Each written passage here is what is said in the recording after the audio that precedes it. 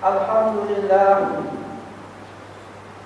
alladzi arsala rasulahu bil huda wa dinil haqq yuzhirahu 'ala ad-din kullihi wa kafa billahi shahida. Asyhadu an la ilaha illallah wahdahu la syarika lah. Asyhadu anna Muhammadan abduhu wa rasuluh. Allahumma salli wa sallim ala sayyidina Muhammad wa ala alihi wa ashabihi wa tabi'ina lahum bi ihsan ila yaumiddin.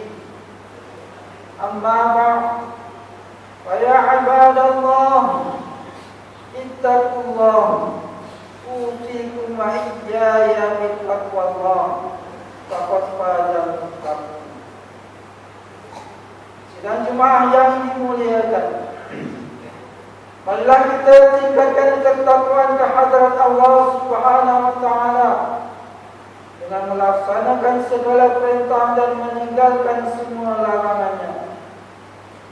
Mengikhlaskan setiap amal. Semoga kita mendapat taufik dan hidayah serta diperkukuhkan iman mengabdikan diri semata-mata kerana kepada Allah yang Maha Esa. Mimbar akan memperdengarkan khutbah yang bertajuk pencemaran makanan. Menurut firman Allah Subhanahu wa taala ayat 168 surah Al-Baqarah.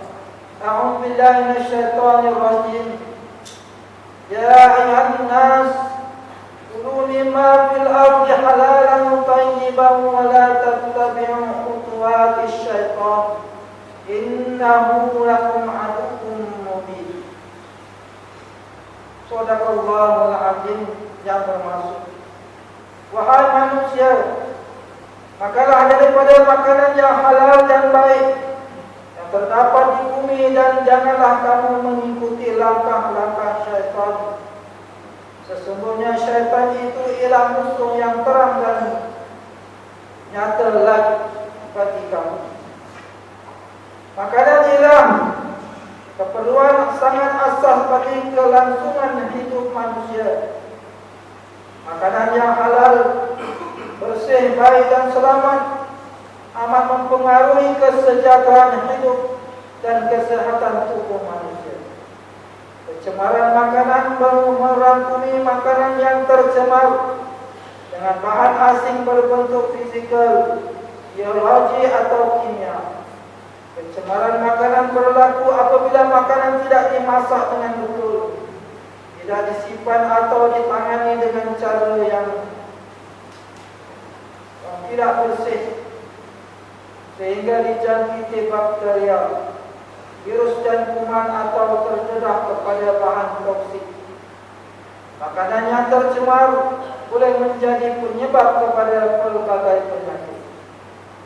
Antara faktor berlakunya pencemaran makanan adalah tidak menjaga kebersihan, membiarkan makanan dihinggapi serangga perosak, terdedah pada cicak, lipas dan tikus, menyimpan makanan di tempat atau pada suhu yang tidak sesuai, tidak membasuh bahan makanan dengan baik, tidak peka terhadap tempoh mutu, bencana alam seperti banjir dan sebagainya. Pencemaran makanan menjadi punca pada pelbagai penyakit. Paling sering berlaku ialah keracunan makanan. Pesakit akan menghidapi kolera atau yakni taun, pirit-pirit, muntah, sakit perut, sakit kepala, demam berlarutan yang mendatangkan mudarat kepada tubuh. Lebih parah dari itu, makanan yang tercemar turut dikenal pasti sebagai salah satu penyebab kepada penyakit kanser. Rekod Jabatan Kesihatan Negeri Perak mencatatkan 48 kes keracunan makanan dilaporkan berlaku antara bulan Januari hingga Desember tahun 2023. Membabitkan 2.224 pesakit. Rangkaian tersebut menunjukkan peningkatan 29% berbanding kes keracunan makanan yang berlaku pada tahun 2022. 24 kes atau 50% kes keracunan makanan berlaku di institusi pendidikan. Sementara 7 kes melibatkan premis makanan, 6 kes membabitkan kediaman persendirian, dan bagi 11 kes dalam pelbagai kategori lain. Untuk memastikan kualiti makanan terpelihara, proses mengendalikan makanan di setiap peringkat rantaian mesti diurus secara baik, mengikut garis panduan yang ditetapkan oleh Kementerian Kesehatan. Bermula daripada kerja-kerja pengeluaran sama ada di ladang, di kilang atau di restoran, disusuli dengan proses menyimpan, membungkus, menghantar dan memasarkan, sehingga peringkat menyedia, memasak dan menghidangkan. Pada setiap peringkat amatlah penting dipastikan makanan tidak tercemar dan tidak dijangkiti oleh bakteria, virus, kuman dan bahan toksik yang membahayakan kesehatan. Kerajaan menerusi Kementerian Kesehatan telah menjalankan berbagai kempen kesedaran maupun program berkaitan pencemaran makanan. Kesedaran, kepedulian dan kesungguhan pelbagai pihak berperanan penting untuk memastikan makanan tidak tercemar. Ummah turut mempunyai peranan dan tanggung jawab memastikan diri dan ahli keluarga mendapat makanan yang selamat dan tidak tercemar. Pihak pengusaha dan pengendali makanan wajib mematuhi segala peraturan di bawah Akta Makanan 1982. Sebelum sesuatu produk makanan dipasarkan atau dihidangkan, agar kesehatan pengguna terjamin dilindungi. Mukminin yang dikasihi Ilahi, dengan Allah Subhanahu wa taala ayat 168 surah Al-Baqarah yang khatib bacakan pada awal khutbah menunjukkan perintah Allah Subhanahu wa taala kepada seluruh rakyat ataupun manusia untuk mencari dan mendapatkan makanan daripada sumber yang halal dan baik. Istilah halalan thayyiban bermaksud halal lagi bersih, suci dan diyakini. Bukan sekadar memastikan kebersihan luaran, malah wajib diberikan perhatian kebersihan bahan, proses pembuatan, penghasilan dan keselamatan menggunakannya. Pada masa yang sama, ummah diperingatkan agar mencari makanan yang sahih halal, menjauhi makanan yang diharamkan, juga menjauhi makanan yang diragui atau samar-samar taraf halalnya. Menurut sabda Rasulullah SAW, "Innal halala bayyinun wal harama bayyinun wa bainahuma umurun mustabihah warihatun la ya'lamuhunna katsirun minan nasi wa man ittaqa syubuhati faqad istabara li dinihi wa irdihi wa man waqa'a fi syubuhati waqa'a fil haram."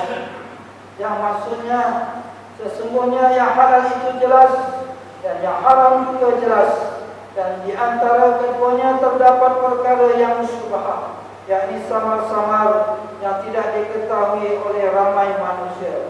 Maka sesiapa yang menjauhi perkara syubhat, bermakna dia telah menyelamatkan agama dan kehormatannya. Dan sesiapa yang terjerumus dalam perkara syubhat, maka ditimbangkan terjerumus ke dalam perkara haram. Hadis riwayat Muslim. Islam amat menitik beratkan soal makanan.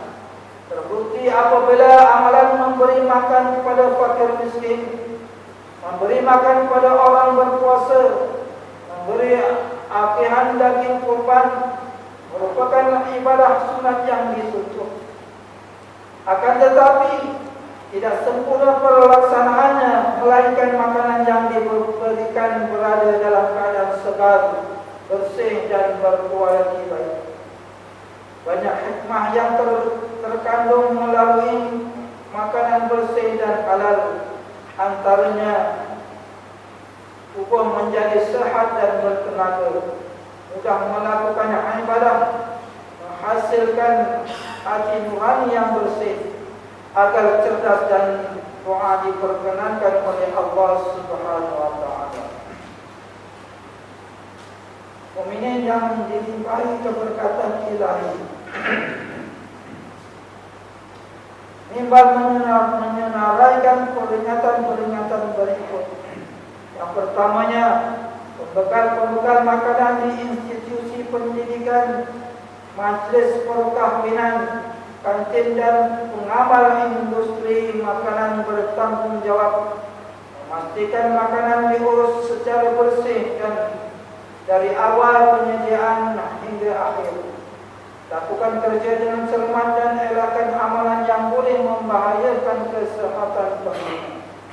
Yang keduanya, para pengusaha, pendali dan peniaga bahan makanan wajib mematuhi garis panduan yang telah ditetapkan oleh pihak berkuasa kesihatan atau kerajaan tempatan dengan memastikan produk atau bahan makanan yang dihasilkan dan dijual adalah halal, bersih dan selamat.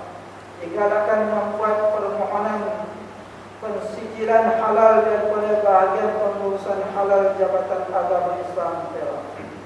Yang ketiganya, para petugas yang menyedia dan menghidangkan makanan wajib menjaga kebersihan diri dengan memastikan tangan dicuci bersih sebelum dan selepas menyediakan makanan atau ketika menghidangkan makanan.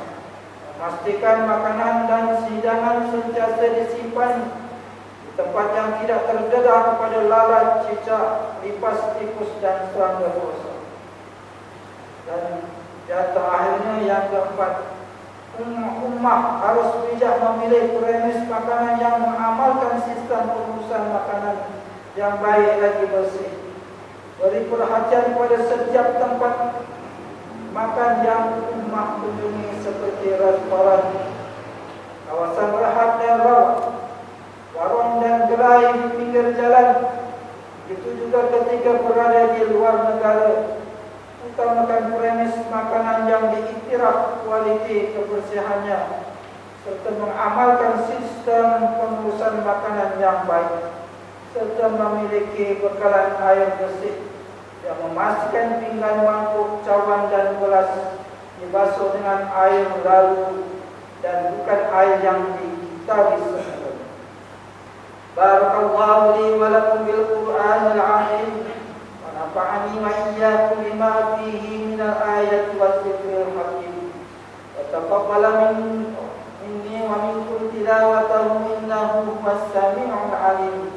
Aqulu qawli hadza wa astaghfirullahal 'azim li wa lakum wa lisairil muslimin wal muslimat wal mu'minin wal mu'minat al-ahya minhum wal amwat fastaghfiru innahu wal ghafurur rahim.